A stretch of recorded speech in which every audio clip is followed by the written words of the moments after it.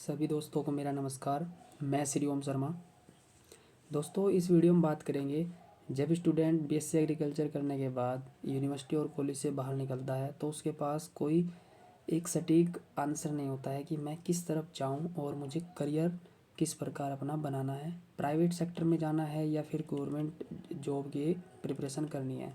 दोस्तों, इस वीडियो में मैं यही बताऊंगा कि प्राइवेट नौकरी आप कैसे ले सकते हैं और गवर्नमेंट एग्ज़ाम की किसी फर्दर वीडियो में बात करेंगे।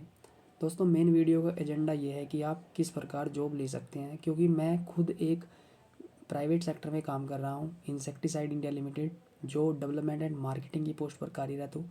मैं आपको अपने अनुभव से शेयर कर सकता हूँ कि किस प्रकार आप एक प्राइवेट नौकरी लेकर अपना करियर पाथ चुन सकते हैं। चलिए दोस्तों, शुरू करते हैं। दोस्तों, सबसे पहले बताऊंगा कि कुछ स्टूडेंट प्रिपरेशन करते हैं गवर्नमेंट एग्ज़ाम की, तो उनके लिए कुछ न्यूज़ ये है कि कृषि अधिकारी की पोस्ट निकलती है और कृषि वैज्ञानिक, जो कि आईसीआर के थ्रू निकलती है, ग्रामीण बैंक में निकलती है और जिसे ग्रामीण विकास अधिकारी बोलते हैं। कुछ वीडियो की पोस्ट निकलती हैं और जो सबसे कॉमनली पोस्ट है एएफओ, जो आईबीपीएस के थ्रू निकलती हैं। कुछ पोस्टें नाबार्ड की भी निकलती हैं, डेयरी में निकलती हैं और कॉमनली ये स्टेट जैसे एसटी हो गया और टीए एग्ज़ाम हो गया या फिर कोऑपरेटिव एग्ज़ाम, अलग अलग तरह के कोऑपरेटिव बैंक वगैरह में निकलते रहते हैं। अब बात करते हैं सबसे इंटरेस्टिंग पॉइंट की, जो हमारी वीडियो का मेन एजेंडा है। दोस्तों, मैं आपको बता दूं कि प्राइवेट सेक्टर केवल सेल्स या क्वालिटी कंट्रोल या आरएनडी तक ही सीमित नहीं है। इसमें बहुत सारे अलग अलग डिपार्टमेंट हैं, आप अपने हिसाब से चूज़ कर सकते हैं। तो दोस्तों, अगर बात करूँ मैं, सीड कंपनी में भी हमारी कुछ पोस्टें निकलती हैं, R and D, research and development, sales और क्वालिटी कंट्रोल। देखिए दोस्तों, जो आरएनडी हमारी आरएनडी की पोस्ट होती है, ये इसमें बेसिकली क्या काम होता है, फील्ड में तरह तरह की नई वैरायटी आप निकालते हैं और उनसे जब अच्छा सीड तैयार होता है तो मार्केट में आप ले जाकर किसानों को पता लगता है, तो वहाँ से आपका डिस्ट्रीब्यूटर के थ्रू माल सेल होता है।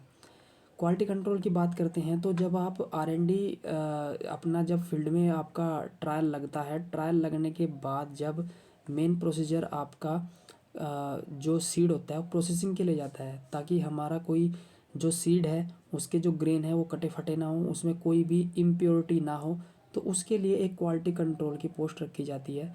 और मैं आपको बता दूं, जितनी सीड कंपनियां हैं सेल डिपार्टमेंट को छोड़कर, आरएनडी और क्वालिटी कंट्रोल, ये सभी साइट साइट जॉब है। साइट मतलब वहीं पर रहकर आपको काम करना होता है कंपनी के। अब बात करते हैं फर्टिलाइज़र और पेस्टिसाइड कंपनी के बारे में, जिसका इंडिया में बहुत बड़ा सेक्टर है और बहुत कंपनियां अच्छा अच्छा पैकेज देती हैं, जिससे स्टूडेंट आप काम कर सकते हैं। सबसे बात करते हैं फर्टिलाइज़र। फर्टिलाइज़र की कंपनियां दो तीन के आपको नाम बताता हूं, जैसे कोरामंडल इंटरनेशनल है, दयाल फर्टिलाइज़र है, अभिमन्यु फर्टिलाइज़र है, एरिज एरिज नाम की कंपनी है, कोरल नाम की कंपनी है और तरह तरह की मल्टीप्लेक्स एक कंपनी है। तरह तरह की बहुत सारी आपको कंपनी मिलेगी मार्केट में, जिसमें आप जॉब ले सकते हैं। जॉब कैसे लेंगे ये वीडियो में आपको आगे बताऊंगा। अब बात करते हैं पेस्टिसाइड की। पेस्टिसाइड में तरह तरह की बहुत सी पोस्ट निकलती हैं और अगर आप बेसिक की बात करते हैं, बेसिक जॉब निकलती है फील्ड की, कि आपकी कंपनी का एक कोई भी एम्प्लॉय जो फील्ड में काम करेगा। फील्ड का काम क्या होता है, जैसे फार्मर के पास जाना और एक्सटेंशन का काम करना। बेसिकली एक्सटेंशन का काम करना होता है। एक्सटेंशन के काम में उसके कौन सी फसल लगनी है, कौन सा खाद डालना है, कौन सी पेस्टिसाइड, कौन सा रोग आ गया हुआ है, ये सभी तरह पर काम करती है। दोस्तों, आपको बता दूं, पेस्टिसाइड की बहुत सारी कंपनियां हैं। कुछ के नाम बताता हूँ, बायर है, सिजेंटा, धानुका, आईआईएल, क्रिस्टल और बासव और सिजेंटा, बहुत सारी ऐसी कंपनी है जिसमें आप जॉब ले सकते हैं। फिर बात करते हैं फूड प्रोसेसिंग। आप इसमें भी, ये उभरता सेक्टर है, आप इसमें भी अपना करियर पाथ बना सकते हैं। फूड प्रोसेसिंग बेसिक क्या होता है, बेसिकली आपने देखा होगा जितनी भी दालें हैं और चीनी है और हमारे जितने भी एडिबल एडिबल जो हमारे फूड होते हैं, जो हम बेसिकली रोज़ कंज्यूम करते हैं, उन्हें किस प्रकार प्रोसेसिंग किया जाए और एक पैकेट या एक प्रोडक्ट के रूप में मार्केट में जाकर सेल कर दिया जाए। बेसिकली ये काम होता है फूड प्रोसेसिंग यूनिट का। यानी किसानों, फार्मर के यहाँ से आप मार्केट में कैसे आप सेल कर सकते हैं इसे। ये फूड प्रोसेसिंग यूनिट का पूरा काम होता है। इसमें तरह तरह की वैकेंसियाँ निकलती हैं। जैसे आपको फार्मर के खेत से आपको जितना उसका सब्जी होती है या फिर किसी भी प्रकार के, जैसे आलू की चिप्स बनती है, आलू वगैरह जितना भी उसका प्रोडक्शन होगा वो कंपनी तक जोड़ना।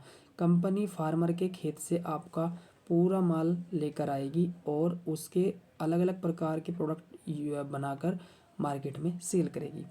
तो इसमें ये वैकेंसियाँ निकलती हैं। इसमें कंट्रोलर की भी वैकेंसी निकलती है, रिसर्च एंड डेवलपमेंट की भी निकलती है। तो आप इसमें भी अपना करियर बना सकते हैं।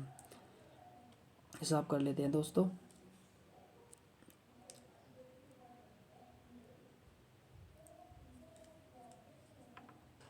अब बात करते हैं एग्री स्टार्टअप, जो भारत का एक उभरता हुआ सेक्टर है। एग्री स्टार्टअप में आप क्या क्या कर सकते हैं। एग्री स्टार्टअप में आप सबसे पहले तो किसी भी प्रकार की यूनिट, जैसे मशरूम में आप लगा सकते हैं। और एक वर्मी कंपोस्ट, जो उभरता सेक्टर है, वर्मी कंपोस्ट को आप तैयार कर सकते हैं।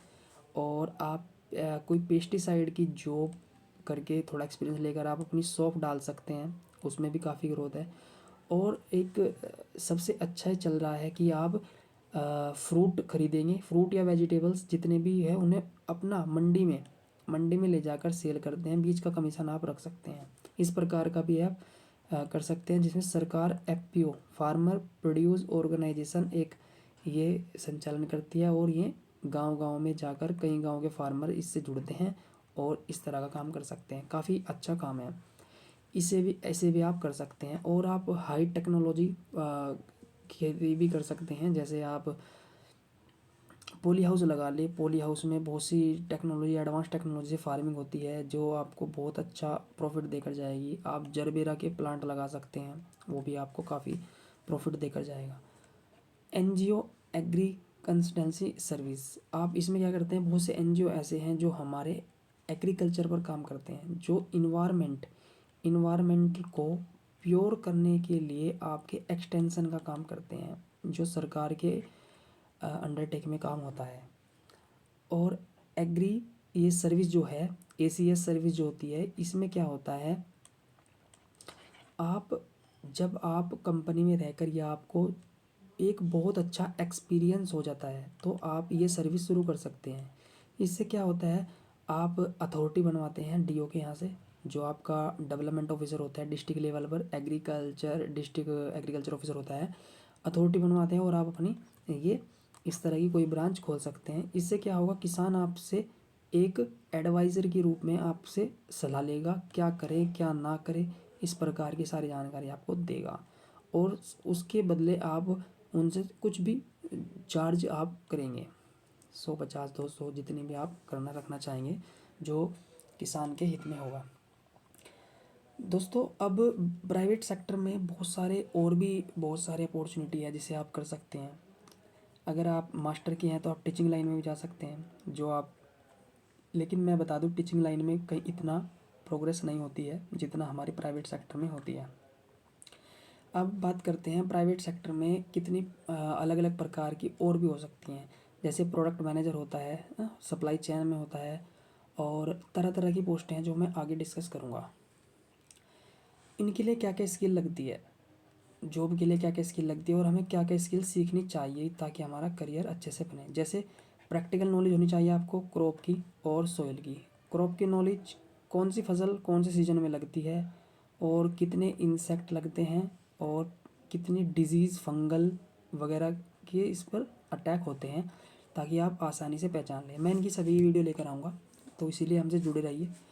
और मिट्टी की जानकारी होनी चाहिए आपको, लैटेराइट है या कैसी है, चिकनी है, सैंडी सोइल है, किस प्रकार की फसल वहाँ पर लग सकती है। कुछ कंप्यूटर नॉलेज होनी चाहिए, क्योंकि कंपनी जो फार्मर का डाटा है वो आपको एक्सेल सीट या फिर कुछ फॉर्मेट में आपको मांग सकती है, तो आपको कंप्यूटर की नॉलेज भी होनी चाहिए। और सबसे पहले कम्युनिकेशंस और मैनेजमेंट स्किल होनी चाहिए ही चाहिए, क्योंकि जब आप फार्मर के पास जाते हैं, फार्मर आपसे पूछेगा किस कंपनी से आए हो, तो आप अच्छे से बात करेंगे, तभी आपकी बातों को वो सुनेगा और आपकी बात मानेगा। और अगर आप कॉम्पिटिटिव एग्ज़ाम की प्रिपरेशन कर रहे हैं तो इसमें IBPS वगैरह वगैरह आप इसके भी स्किल सीख सकते हैं। दोस्तों, एग्रीकल्चर के करियर बहुत से हैं, अलग अलग प्रकार के हैं, जिसे आप एक बहुत अच्छा पे स्केल लेकर आप अपनी जॉब को शुरू भी कर सकते हैं और आप धीरे धीरे ग्रोथ करते चले ही जाएंगे। मैं अभी आपको सारा एक फर्दर स्लाइड बनाकर पूरा बताता हूँ आपको कैसे कैसे क्या करना है। चलिए तो शुरू करते हैं। अब आप जॉब कैसे लें, how to get private job. बहुत से यूट्यूबर आपको बताते हैं कि हम ऐसे हमारा प्लेसमेंट हो गया, वैसा प्लेसमेंट हो गया, जबकि सच्चाई ये है कि इंडिया में यूनिवर्सिटी और कॉलेजेस में प्लेसमेंट आते नहीं हैं, और आते भी हैं तो इस प्रकार के नहीं आते हैं। दोस्तों एक सिंपल सा फंडा है, देखिए जितनी भी आपकी जानकारी है, जितने भी आपके इंफॉर्मेटिव है, आपके रिश्तेदार, फ्रेंड, या आपके किसी भी कंपनी की ऑफिशियल साइट, वहाँ पर जाकर आप रिज्यूमे डालें, ड्रॉप करें वहाँ पर अपना रिज्यूमे, वहाँ से भी आपको कॉल पिकअप होती है। और एक आसान तरीका ये है, एक आसान वे ये है जॉब पाने का, आप जिस एरिया में रहते हैं वहाँ पर बड़े बड़े जो डिस्ट्रीब्यूटर होते हैं, जो दवाइयाँ, सीड और फर्टिलाइज़र सेल करते हैं, उन शॉप के पास आप जाएं, और इन शॉप के पास जो भी इनका शॉप का ओनर होता है उन्हें आप बताएं कि मैं बीएससी एग्रीकल्चर, एमएससी एग्रीकल्चर किया हूँ, मुझे जॉब की ज़रूरत है। क्योंकि इन शॉप के पास कंपनी के जितने भी फील्ड वर्कर होते हैं और आपके सेल्स वर्कर होते हैं जो सेल्स करते हैं, और कंपनी के हाई क्वालिफाइड और अच्छे अच्छे एम्प्लॉय, जैसे रीजनल मैनेजर होता है, आरएम होता है, जेडएम होता है, या फिर टीएम होता है, टेरिटरी मैनेजर, ये सभी वहाँ पर आते हैं और अपनी विजिट करते हैं। जब आप डिस्ट्रीब्यूटर के पास जाएंगे और आपको पता चलेगा कि यहाँ पर आरएम आए हैं, जेडएम आए हैं, तो आप उनसे कन्वेंस कीजिए कि मैं बीएससी एग्रीकल्चर, एमएससी एग्रीकल्चर किया हूँ और मुझे इस सेक्टर में जाना है, जॉब करनी है, तो सर जब आपके पास वैकेंसी हो तो मुझे इन्फॉर्म करें। तो एक ये स्मार्ट वे है और स्मार्ट तरीका है। और अगर जितने भी आपके क्षेत्र में जितनी भी आपके शॉप हैं वहाँ पर सभी पर जाएं और सभी के अपना ऐसे पता निकालें, तो जॉब मिलना आसान होगी। ध्यान ये रहे, जॉब में कैसे, अगर आपका सोचो आपका एरिया जो है वीट का है, वीट की जब आपकी सोइंग होएगी उससे पहले आप ट्राई करें, शॉप पर जाएं, अपना रिज्यूमे दें, और जब भी जेडएम, आरएम आए या टीएम आए तो आप उनसे रिक्वेस्ट करें, बताएं कि मैं इस तरह काम करता हूँ। तब मैं आपका कोई इंटरव्यू शेड्यूल करेंगे एचआर के साथ और तब आपको जॉब मिलेगी। इंटरव्यू में क्या क्या पूछेंगे वो मैं आपको नेक्स्ट वीडियो में बताऊँगा। एक तरीका ये है कि आप लिंक्डइन, एक जो कि एक प्लेटफॉर्म है लिंक्डइन, इस पर आप अपना अकाउंट बनाएं। जैसे आप फेसबुक चलाते हैं, वहाँ पर जॉब की तरह तरह के आपको नोटिफिकेशन मिलते रहते हैं, वहाँ पर अप्लाई करें। वहाँ पर डायरेक्ट आपको एचआर का नंबर और आपके बहुत से क्लिक्स मिलेंगे, जो जितने भी क्लिक्स होंगे आपके मिलेंगे और आपकी हेल्प करेंगे। दोस्तों ये दो तरीके स्मार्ट हैं जिनसे आपको जॉब लग सकती है। और कॉलेज में भी प्लेसमेंट और आपके यूनिवर्सिटी में प्लेसमेंट आते हैं, लेकिन उनका इतना इम्पैक्ट नहीं पड़ता है, क्योंकि मैं खुद इस तरह करके देख लिया हूँ लेकिन कुछ नहीं हुआ। मेरे भी फ्रेंड ने मुझे बताया कि यहाँ पर जॉब निकली है, मैं वहाँ पर इंटरव्यू देने के लिए गया और मैं सेलेक्ट हुआ। तो आप अपने फ्रेंड से बात करें और उनसे भी जानकारी लें। दोस्तों अब वीडियो को समराइज़ करते हैं और पूरा समराइज करके आपको बताते हैं हमने इसमें क्या डिस्कस किया, और ताकि चीज़ें आसान हों। सबसे पहले हमने गवर्नमेंट जॉब के बारे में पता किया कि गवर्नमेंट जॉब में कौन कौन से वैकेंसी सीटें निकलती हैं, और फिर हमने बात किया प्राइवेट में कौन कौन सी सीटें निकलती हैं, और सबसे पहले बात किया कि हम कैसे जॉब पा सकते हैं। देखिए दोस्तों इसमें दो का मैंने आपको बताया, एक तो आप बड़ी बड़ी शॉप के पास यहाँ पर जाएं और अपना रिज्यूमे लें और वहाँ पर ड्रॉप करें। साथ ही साथ आप टीएम, आरएम, जेडएम का मोबाइल नंबर, फ़ोन नंबर लें और उस पर भी मैसेज कर सकते हैं, क्योंकि टीएम, आरएम, जेडएम को भी एक अच्छे एम्प्लॉय की ज़रूरत है। हो सकता है वो अच्छे एम्प्लॉय आप हो, दूसरा हमने डिस्कस किया कि कंपनी में कौन कौन सी पोस्टें निकलती हैं और किस प्रकार आप इनके काम होते हैं। चलो आपको एक ब्रीफ और देता हूँ मैं, कौन कौन सी पोस्टें निकलती हैं। सबसे ज़्यादा पोस्ट निकलती है सेल्स में, फिर निकलती है R&D, और एक निकलती है क्वालिटी कंट्रोल, एक निकलती है डिमांड जनरेशन, डिमांड जो जनरेट करेगा उसकी पोस्ट निकलती है। दोस्तों सबसे ज़्यादा सेल्स में वैकेंसी निकलती है, और सबसे ज़्यादा ग्रोथ, सबसे ज़्यादा सैलरी और टारगेट बेस्ड जॉब होती है। R&D में भी टारगेट होता है, लेकिन इस तरह का टारगेट नहीं होता। R&D में आपको एक साइट जॉब मिलेगी, वहीं पर रहकर आपको काम करना है कंपनी के लिए, उनके प्रोडक्ट डेवलप करने हैं। हाँ, आपको बता दूं जो डिमांड जनरेट की पोस्ट है वो भी एक R&D के अंडरटेक ही आती है, क्वालिटी कंट्रोल भी R&D के अंडरटेक ही आती है। डिमांड जनरेशन की जो पोस्ट होती हैं ये काफ़ी कम निकलती हैं। इसमें क्या क्या काम होता है वो आपको अलग वीडियो में कभी बताऊंगा। ऐसे ही हमारी एक नई इंडस्ट्री उभरती हुई आ रही है, जैसे आपको contract farming. Contract farming contract farming क्या है? जैसे आपकी बिग